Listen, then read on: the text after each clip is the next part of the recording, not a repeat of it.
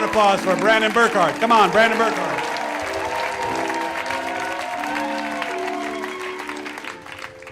All right. I am absolutely terrified of heights. When I was a kid, I would not get on any roller coasters because I was so sure I would fall to my death. I get anxiety attacks just watching an Olympic diving event. In fact, this stage right here is way too high for my comfort zone. You guys in the front row, if I faint, you can catch me, right? Just nod your head. Okay, good. It might come in handy later. I would never, ever, ever in a million years go bungee jumping, except I'm spending 30 days in New Zealand for my 30th birthday, and I have a day to kill in Queenstown by myself, which is a mountain village where there's only two things to do: go skiing or go bungee jumping, and I don't know how to ski. Besides, Queenstown is where they invented bungee jumping, so I figured over the past 20 years, they must have worked out a system that kills as few tourists as possible. It's just good business.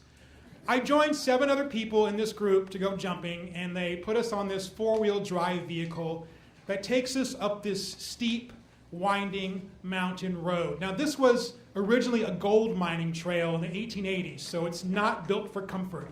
We're jostling around, and the contents of my continental breakfast are yearning to burst free. We get around one particularly curvy section, and I look down, and I could see in the valley below the burnt-out husks of vehicles that didn't make the turn. This ride lasts 90 excruciating minutes before we get to the top of where we're going to jump. Now, the next step in our journey does not calm my rattled nerves at all. They weigh us all. We have to step on a scale, and when we're weighed, they mark the back of our hands with a Sharpie with a number ranging from 1 to 5, 1 being the lightest weight, 5 being the heaviest weight. Now, I'm with a bunch of petite women and thin dudes with skiers' bodies. Everyone else gets marked with a 1, a 2, or a 3. I'm the only one marked with a big fat 5.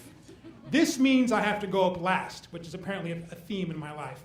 I have to go last because when I get up there, they have to switch out the regular-sized bungee cord for a thicker, stronger, here comes an American raised on Pizza Hut and McDonald's and KFC-sized cord.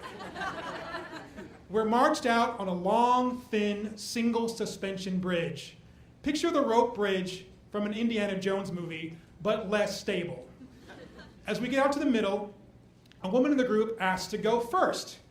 Her reasoning is she's nervous, and when you're nervous, it's better to get something over with right away rather than having time to think about it. I'm nodding my head in agreement from my place in the very back of the line. And as she's getting strapped in, this woman says she's really excited to show the video to her 2 small children. The jump master counts her down, 3, 2, 1. She jumps off the bridge and screams, "Shit, fuck, fuck!" Her kids are going to see a whole other side of mommy. Now, as each person gets up to jump, we all cheer them on. We're all a big support system. Go, Erica! Come on, Joe! All right, Charlie, you got this! Everyone gets to the edge of the bridge, jumps off, and screams bloody murder the whole way down.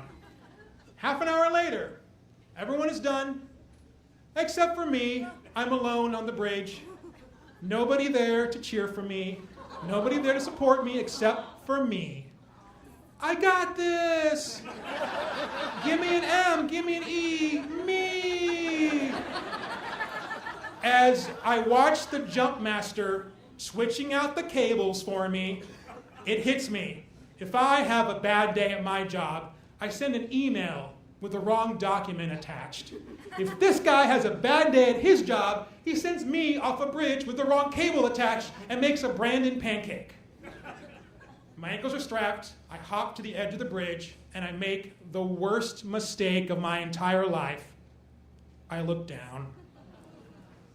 The river is 13 stories below me, 141 feet down, and from here it looks tiny, and the rocks alongside the river look like bloodthirsty boulders crying out from my skull to crash against them. Jumpmaster starts a countdown. 3, 2, wait, hold up, time out, I'm not jumping, I can't do it. I freeze. I chickened out. I had awakened the coward within. I can't do it. Unstrap me, I just want to walk off this bridge. But even though I'd given up on myself, Jumpmaster Steve had yet to give up on me. Instead, he turns into a Kiwi Dr. Phil. All right, Brandon, what I want you to do is picture a brick wall in front of you. Now, that brick wall is your fear. But there's an open window in the middle of that brick wall. Now, when I count down from 3, you're going to dive through that open window, past the wall of your fear, and everything will be wonderful on the other side. I promise you that. 3, 2, I ignore all my survival instincts. I block out all the voices in my head screaming no. I flash through 30 years of nightmares that I'm going to fall to my death, but I push myself forward and I go off that bridge into nothingness. There's nothing in front of me, and then I'm plummeting down for 7 heart-stopping, terrifying seconds. The river's rushing to greet me. My fingertips are about to touch that water when the bungee cord grabs my ankles and it yanks me up. It doesn't break. I'm going to live. I bounce up and down a couple more times, and those 2 bounces are the most exhilarating moments of my life because Jumpmaster Steve was right. I was past my fear, and on the other side, everything is wonderful. It was like losing my virginity. 2 hours of scary buildup followed by the greatest 25 seconds of my life. And I'll never do it again unless you get me drunk first. You guys ready to catch me now?